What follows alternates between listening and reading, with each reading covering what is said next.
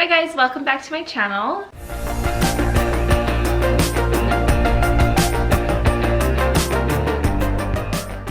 So this is a video I have been thinking about and preparing for a while, and that is a pregnancy essentials video. I wanted to kind of break it up into categories between the first, second, and third trimesters, and I've been just jotting down as I think of the things that I found useful or that I wanted to use. Hi Ellie. And putting them together so that I can basically share them with you guys. So right now I am 32 weeks pregnant, although this black t-shirt kind of makes it look like I'm not, but I will show you from the side.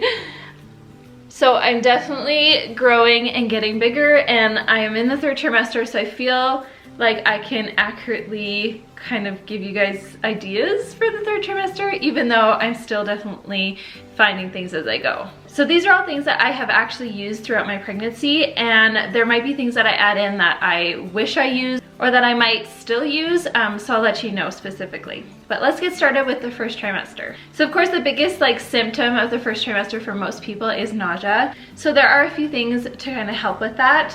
I did pick up these C bands that go on your wrist. They're just like this acupressure point, and you just put them and you wear them and you look like a basketball player basically.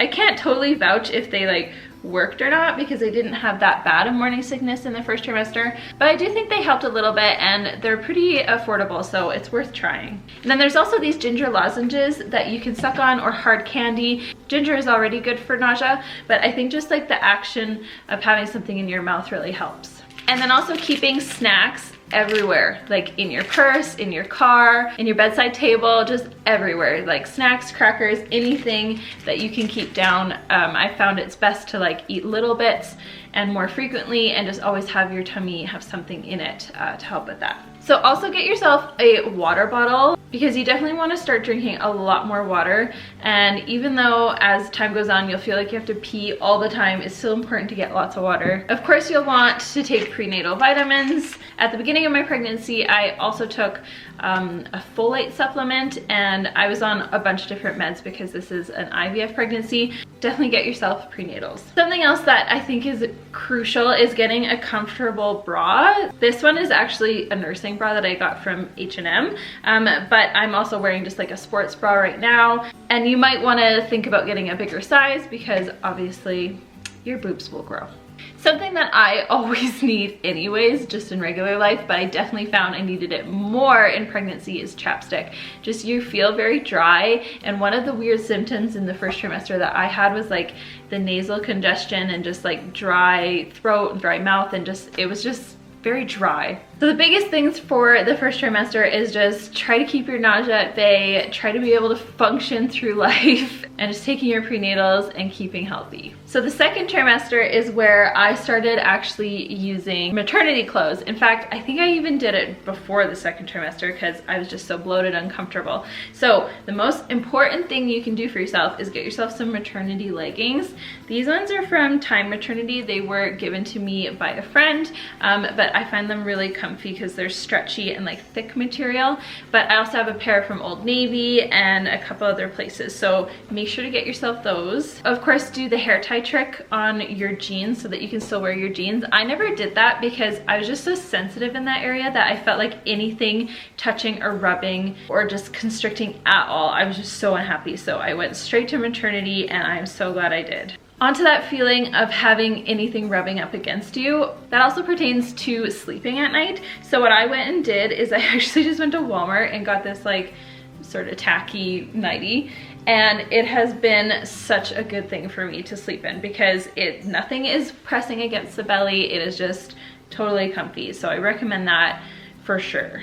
You can basically start this process whenever you want, but I think the second trimester is definitely a good start. But that is using lotion and bio oil for your tummy. And no one knows if it really does help with stretch marks because probably is just a genetic thing and you just get them if you get them. As your skin is stretching, I think there's no harm in just moisturizing it and keeping it from getting itchy and all that. So what I'd often do is mix the two in my hands and use those two.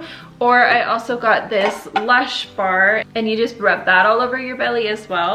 I don't know what I prefer. I like both, but I would say just get a couple different things and see what you like best. And then in the second trimester is when I started really utilizing my Snuggle, my pregnancy pillow. So I have this one. It is, you can't even fit it in the frame, but essentially I sleep with my head on one side and then put the other side between my legs, and I find it helps a lot because you definitely want something in between your legs when you're sleeping, and because you're trying to stay on your side, I find that having the pillow like against my back, it keeps me from rolling over on my back. So it's a way, if you are a back sleeper, it's a way to kind of train yourself. So those are definitely really, really helpful. So in the third trimester, I also started using a humidifier in my room at night to sleep because I felt it helped me breathe better. In the second, but mostly the third trimester now, I have had the worst hip pain. Like, it just is so sore all the time, and it's always at night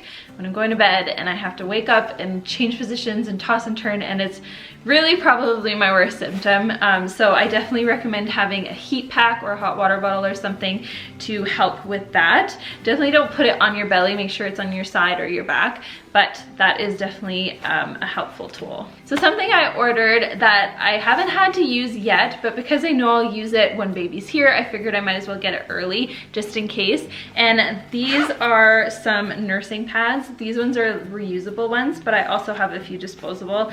And essentially in the third trimester and even earlier, some women can start leaking some of their colostrum. And so yeah, this might come in handy if you are one of those women. Along with that, I did also order some nipple butter because yeah, the nipples, they're just changing, guys. They're just changing. They're changing in all different ways, and part of that is kind of like dry and sore, and so this helps. And then of course this will be used after baby comes as well. And I'm just using the Earth Mama Organics nipple butter. I'll link it down below if I can. Tums or an antacid is definitely something you should have on hand just in case for third trimester, and even I guess second if you're getting heartburn. And then you'll also find that you are very hungry very quickly in the third trimester. So again, with snacks, keeping snacks everywhere you can think of is a good idea. And having some frequent small meals helps with like the heartburn and that feeling of like being so full that your like lungs can't breathe. I've noticed that having, yeah, those small frequent meals is better than having like one big one. Now, something I have just ordered and waiting for it to come in, I just ordered it off of Amazon, so hopefully it will be a good one, but I just got an exercise ball and I'm planning on using it for laboring when I'm laboring at home.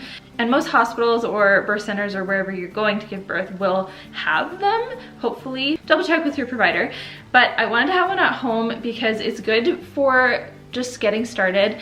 When you're at home and you're watching TV, you can just bounce on the ball. And it's just a good way to start loosening your hips and like having the right posture and starting to get, you know, the right movement so that baby will move down and head down and all of those things. It's really important. So that's something that I definitely wanted to get, and I'm excited for it to come. And then a couple things that I haven't gotten yet and I'm wondering if I will or if I should. One is a pregnancy belt. So it's essentially like goes on your tummy, and it basically is like lifts some of the pressure of the weight of your stomach so that it can help with your back pain. So far I haven't felt like I needed it, but it is on my radar if I do think I will. And then also maternity underwear is something I've been looking at too. I did go and buy some more comfy underwear because again, anything that is touching that area, it just has to be comfortable. So you want to get at least comfortable ones, but I have seen these maternity ones that have like this design that goes under your belly. I haven't gotten them yet, but I have had them in my Amazon cart for like months, and I just haven't pulled the trigger because I just can't decide if I would like them or not. So if you have used them before, let me know if you like them. And now some books that I have been reading and that I really like. These are kind of more geared towards natural or unmedicated childbirth, but I think that they're really good anyways. This one isn't. This is just a funny one. It's called, well, you can read it. And it just has some like funny little anecdotes and like real life stuff, and I thought that was a good one, at least at the beginning, before I really felt like I needed like concrete information. This one is definitely my favorite. It's Ina May's Guide to Childbirth. It's a little different. I will warn you that some things you read, you're like, wait, what?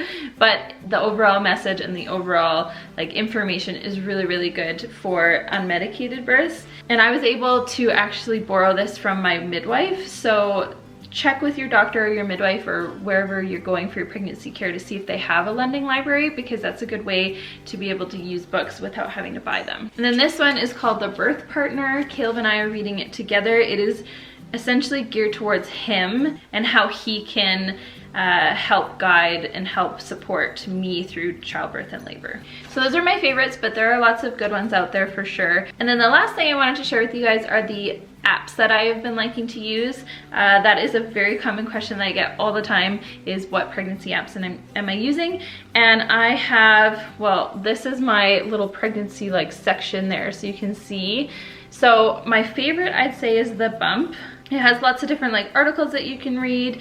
It shows you like a cute illustration, and then it gives you all of the information. And then there's even like this interactive part where you can see your baby like in 3D, which is crazy. And then the What to Expect app is similar. It has articles and information, and then there's a video every week that you can watch. One thing that drives me a little crazy is that all the apps, when you're at a new week, what they compare, like the vegetable or fruit or whatever, they're always different from each other. And sometimes I'm like, how is this equal to this? And you know, so you just take it with a grain of salt, of course. But it also has a community tab where you can talk to other people who are due in the same time frame as you. Ovia is a good one. It also has weekly videos, and it has the fun little hand part, which is cute, the hand and the foot. And it shows you the size and gives you some information. And then Pregnancy Plus is the last one. I'd say I use this one the least, but it's, yeah, pretty much the same as all the others really. You just read up on baby, you get your weekly information about size and everything. And yeah, I just like to go through all of them because every Sunday when I turn over on my week, I wanna know as much as possible. So I'm sure there is probably more things that you can utilize during your pregnancy to help make things more comfortable or to ease whatever symptoms you have going on. But these are just the things that I know that I used and that I really wanted to share with you guys.